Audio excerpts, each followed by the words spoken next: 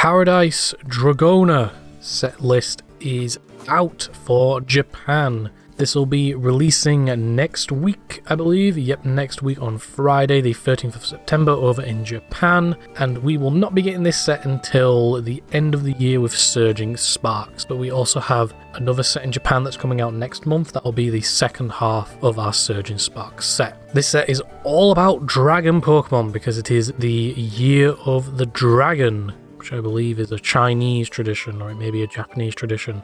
I don't know. But in this video we will be taking a look at some of the notable cards to come out in this set. I'm going to do this a little bit differently to how I do it normally. I'm instead just going to look through the cards, and I'm probably just going to single out the ones that are the most interesting, in my opinion, as I scroll through the list and read in each individual card. So there may be some weird cuts here and there. Bear with me because I have 64 cards to individually read.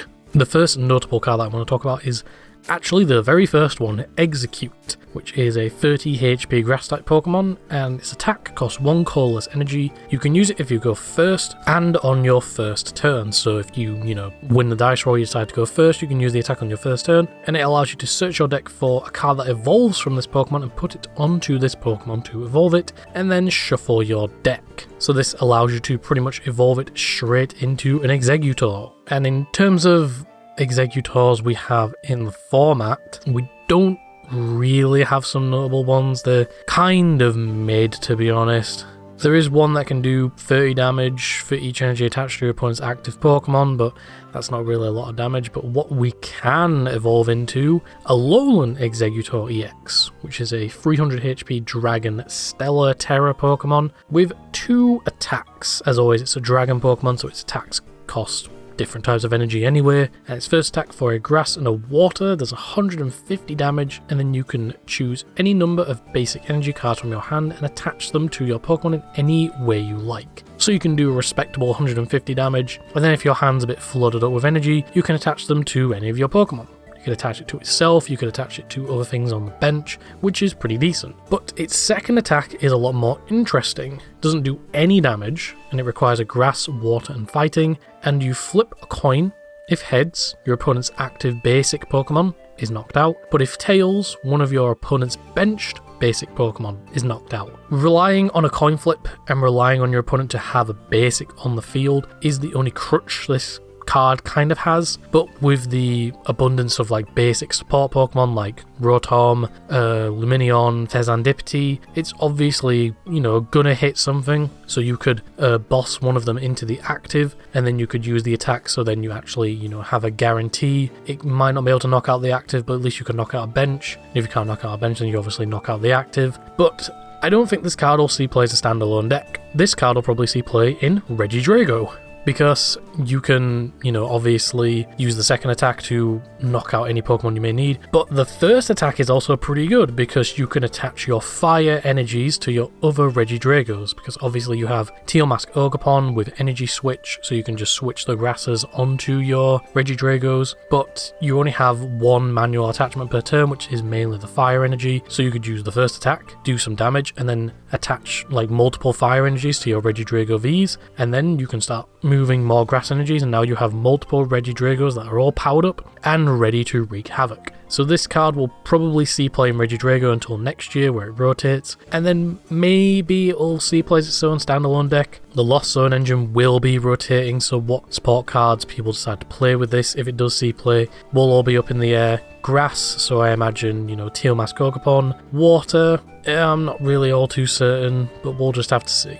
The next notable Pokemon that I can see from the list is Shiinotic, which is a 110 HP grass type Pokemon, and its ability is what has caught my interest. So it says once during your turn, if this Pokemon is in the active spot, you can use this ability and your opponent's active Pokemon is now asleep. So when a Pokemon is asleep, you turn it sideways and that Pokemon can't attack or retreat, and then during Pokemon checkup you flip a coin. If heads, the Pokemon recovers. But the good thing about this is that you can use it just during your turn to put your opponent's Pokemon to sleep, and then you could also use its attack to, do some damage, or you could swap into a different Pokemon and do some damage, and then your opponent is relying on a coin flip to see if they wake up. Granted, obviously, if they hit heads, the Pokemon recovers, but if they hit tails, then that Pokemon, can't attack and it can't retreat, which means that they will either have to use a switching card, or they'll just have to pass the turn. So it could be a pretty annoying card to deal with, because if they recover and, counter attack or something like that, then you can just use the ability again. You could probably play this in some kind of, stall strategy where you could put the Pokemon to sleep, and then you could play some disruptive cards to like remove energy from your opponent's active Pokemon, enhanced hammer, crushing hammer, that type of thing. So then if they do recover, they have to commit more resources to get that energy back and start attacking, and if they do recover, then you can just put them to sleep again, and then they obviously have to rely on a coin flip again, and you can kind of get the idea.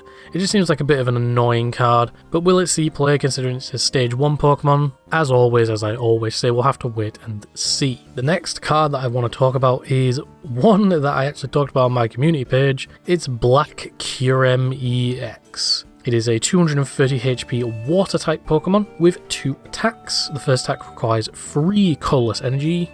Bit of a steep cost, but it's a water type, so Palkia V-Star and other water support cards can easily get it powered up. Excalibur and stuff like that. The attack does 90 damage, and if your opponent's active Pokemon is a Dragon Pokemon, it is now paralyzed. And paralyzed pretty much does the same thing as sleep. If a Pokemon is paralyzed, you turn it clockwise, and a paralyzed Pokemon can't attack or retreat. The Pokemon will remain paralyzed through checkup, but at the end of your turn it will recover. And this card is a very good counter to a card that we previously mentioned, Regidrago, because you can do 90 damage to it and now paralyze it, which means it can't attack and it can't retreat. And Regidrago has like 3 retreat cost, and there aren't many Regidrago lists that are playing switching cards like Prime Catcher, switch just by itself. So you can pretty much lock down the Regidrago in the active and slowly chip away until it dies, because I believe it has 280 HP, so it will take some time to whittle it down.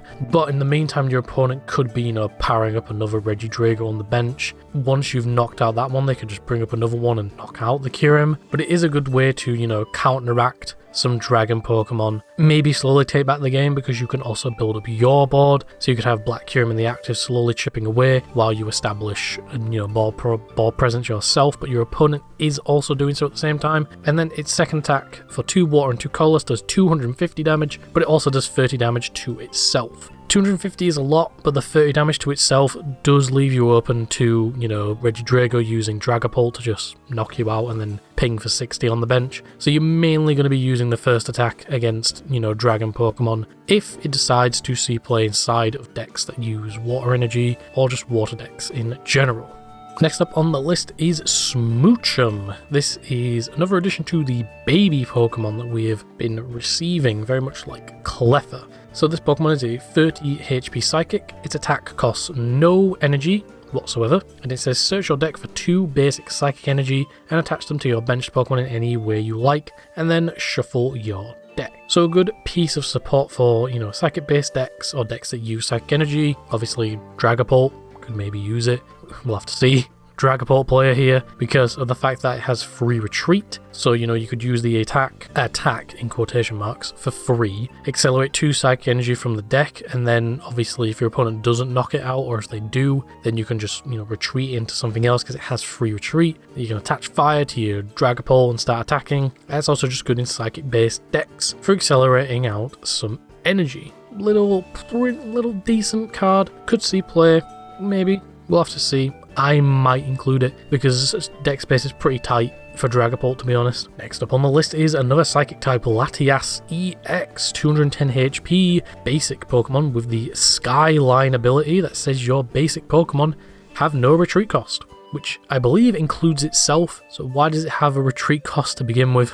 And its attack is 2 Psychic and a Colorless for 200 damage, and during your next turn this Pokemon can't attack. But that doesn't really matter, the ability is why this card is pretty good. It pretty much gives all of your basic Pokemon free retreat. If you have a deck that's, full of big basics, or if your deck is mainly built around basic Pokemon, you could include a copy of this and just keep it on the bench to give all of your basic Pokemon free retreat. It could see play, in a stun deck like Snorlax. So instead of wasting cards to swap between your Snorlaxes, you can just retreat into a different one that has, all of its HP and still lock out your opponent. You could play it as a way to, help your basic EX and V support Pokemon. So if your opponent gusts one of them up, you can, retreat out without having to waste energy or any form of switching cards. It is a neat little card that could see play inside of like mainly basic orientated decks.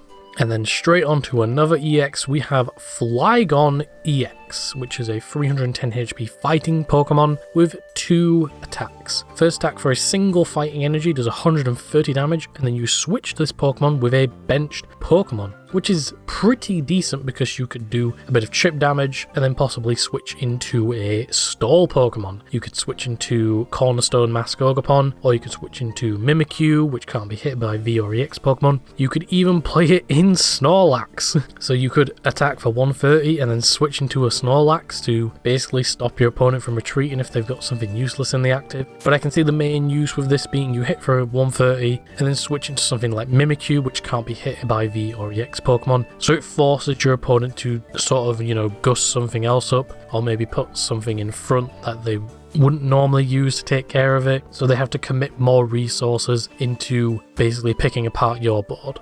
And then the second attack for a water, fighting, and metal does 100 damage to each of your opponent's Pokemon EX and Pokemon V. It's alright, I guess. The notable thing is that it doesn't discard the energy, so you can, use the attack again next turn and put more damage on those V and EX Pokemon. So if they're like, big basics with only like 200 HP, you could take multiple prize cards every turn. Well, not every turn, but you could like have a turn where you take 4, maybe all of your prize cards. So it is a pretty good attack, but it does require water, fighting, and metal, which is a bit of a weird cost. But it obviously can be mitigated with Sparkling Crystal or anything like that. You could just play like a couple waters, fightings, or like metals. You could play it alongside, something like Palkia to get those waters into play. It's a decent card, but I think the first attack is what makes it so powerful, because you can, ping something for a large amount of damage. It is going to take like maybe 2 or 3 attacks to knock it out, but then you can switch into, a stun stall Pokemon to basically force your opponent to play around it and commit a lot of resources, and then you could just switch back into your Flygon, hit some damage, and switch back into that stall Pokemon. We're just going from EX to EX because a lot of these Pokemon kinda aren't worth talking about. So on to Archaludon EX, 300 HP metal Pokemon with an attack and an ability. This ability says that when you play this Pokemon from your hand to evolve one of your Pokemon during your turn, you may attach up to 2 metal energy from your discard to your metal Pokemon in any way you like. And then its attack does 220 damage. And during your opponent's next turn, this Pokemon has no weakness. That is pretty strong, 220 damage, so it can knock out some basic EX Pokemon, and it can knock out V Pokemon, or basic V Pokemon, and then another attack will knock out an evolution, and it also has no weakness, and its weakness is fire. So if your opponent's playing something like Radiant Charizard, they can't bring that up and then Combustion Blast KO it. They are instead gonna have to, do something else, or if they can just do enough damage by itself, then you can just knock it out. But its ability is also pretty good because you can recycle back some of your metal energies. Say if another Archaludon was knocked out, then you can, attach 2 metal energy to itself. It just says attach 2 metal energy from your discard to your metal Pokemon in any way you like. So you can attach 2 metal from the discard to itself, attach for turn, and you're ready to attack. So you could play it alongside, other metal Pokemon, maybe something like Dialga, obviously Matang, which is the best metal support Pokemon. Look at the top, I think it's 4 or 5 cards, and then they attach any metal energy you find there. So it could be the next Dialga V-Star once that card rotates. Obviously we'll have to wait and see. It doesn't have a super strong V-Star power like Dialga has, where you can just get an additional turn. And the Metal Blast is also just a very strong attack, doing 30 damage for every metal energy, and it's able to hit for much bigger damage than this. But this Pokemon is a bit more bulky, and it also doesn't have a weakness when you use its attack, so it isn't weak to fire Pokemon, unless your opponent does something where they gust up a Pokemon and then gust a Duraludon back, because it'll forget that additional effect and it will now be weak to fire. Alright, dragon Pokemon. I might actually talk about each of these dragon Pokemon, just because they might be able to see play inside of, you know, Regidrago, because that's the main thing that's been abusing dragon Pokemon. Altaria, search your deck for 2 basic energy and attach them to your Pokemon any way you like. That may see play, so you can get your fire energies onto your other Regidragos, but I still think Alolan Exeggutor is better because it also deals damage. Second attack, flip a coin. If heads during your opponent's next turn, prevent all damage from and effects of attacks done to this Pokemon. So it can't be hit by like effects of attacks from like that kind of thing. So it can't be hit by like Dragapults, you know, 60. It can't be hit by stuff that hit the bench. Yeah, maybe. Dialga, search your deck for 2 cards, shuffle them and put them on top of the deck. That probably won't see play. Palkia, this attack does 40 damage for each basic energy attached to this Pokemon. Not really. The most you would get is 120. Turtonator, discard an energy from your opponent's active Pokemon EX. Possibly may see play as a little form of disruption. Flapple, 20 damage. That does 20 damage for each damage counter on your opponent's active Pokemon. So if you're not able to, you know, hit the knockout, you could maybe use this to, you know, get a big amount of damage. But Dragapult is still the best one to use. And then Appleton, during your opponent's next turn, the defending Pokemon can't attack. They can just switch out. So I think the best out of all these dragons is probably Turtonator as a little form of energy disruption. But that's if it'll see play, because Dragapult can just kill everything anyway. It doesn't really need any form of disruption. And now moving on to the final EX Pokemon, Cyclizar EX. 210 HP, colorless, with 2 attacks, 3 colorless energy, 130 damage, and it does 30 damage to the bench. Don't apply weakness or resistance for the benched Pokemon. Respectable is a pretty of a hefty cost, you know, 3 colorless. Maybe use double turbo and then another energy attachment, but that is a bit of a steep cost. But the fact that it does hit the bench could come up as like a way to, you know, deal additional bits of chip damage, maybe knock out a Pokemon that you did damage to and then, you know, your opponent retreated it. And then its other attack for a grass, a fire, and a psychic. 180 damage, and then draw 5. Grass, fire, and psychic. Bit of an odd combination, but I think the first attack is a lot better. You can obviously attach, you know, the sparkling crystal to reduce it by 1, so now it's just a double colorless. Will reduce the damage by 20 to 110, but you're still doing 30 damage to the bench, which is, you know, pretty good. And if we get any other form of like energy reduction or anything like that, could see play in Lugia maybe, since Lugia can accelerate, you know, a lot of energy out of the deck. And now it has a way to, you know, hit benched Pokemon, and it can also now play the Area 0, so it can have even more benched Pokemon. Possibly could see play in Lugia as a way to, you know, hit benched Pokemon and deal decent damage to the active. Moving on to trainer and supporter cards. Helper Bell. You can use this card only if you go second and only during your first turn. Search your deck for a support card, reveal it and put it into your hand. Dead card after your first turn, and you can only use it if you go second. I don't think it's worth playing. Dusk Ball reprint. I believe this came out during the Diamond and Pearl era. Look at the bottom 7 cards of your deck, reveal a Pokemon you find there, put it into your hand, and shuffle the others back into the deck. This, I feel, is good in specific decks. I'm going to make another example for Dragapult, because Dragapult has access to Dracloak, which can look at the top 2, put one in your hand and put the other on the bottom. This could be as that, say you look at the top 2 cards and you need both of them, and one of them's a Pokemon, you could take the one that you need, Dusk Ball, get that Pokemon you need, and then shuffle your deck. Another thing to note is that Iono puts the cards on the bottom of the deck, so if you draw into something like a Dusk Ball and you know on the bottom of your deck is a Pokemon that you need that was shuffled away with the Iono, you can use Dusk Ball, get it back, and then also randomize your deck in the process, so you're shuffling those other cards that you had in your hand previously back into the deck, making them easier, you know, get back as they are now randomized inside of the deck. So it could see plays like a 1 or 2 of, depending on the deck. But as always, we will have to wait and see. We have a couple of A-specs here. I'm not going to be talking about those. Those will get their own separate video. Disruptive Letter I've already talked about as well. We have another Berry tool card. We had a few of these in Shrouded Fable, I think, or we might be getting a few in Stellar Crown. And this one says that if you were damaged by a water Pokemon, you take 60 less damage. I don't think these cards are worth playing, to be honest. Counter Gain.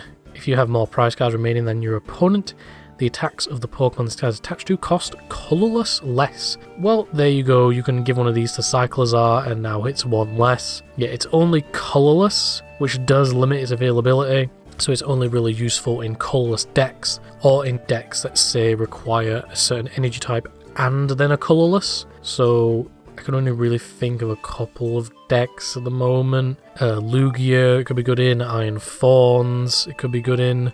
Maybe Roaring Moon, I believe. Yep, Roaring Moon requires a colourless. Its uses are pretty limited at the moment, but if we get more Pokemon in the format that require like an energy type and a colourless, it could see play. It also requires you to have more prize cards, which the early game is pretty common, so it can reduce some costs of attacks, which makes it easier to get knockouts and get your own prize cards going. Drayton, look at the top 7 cards of your deck. You may reveal a Pokemon and trainer card you find there. Shuffle the rest into the deck.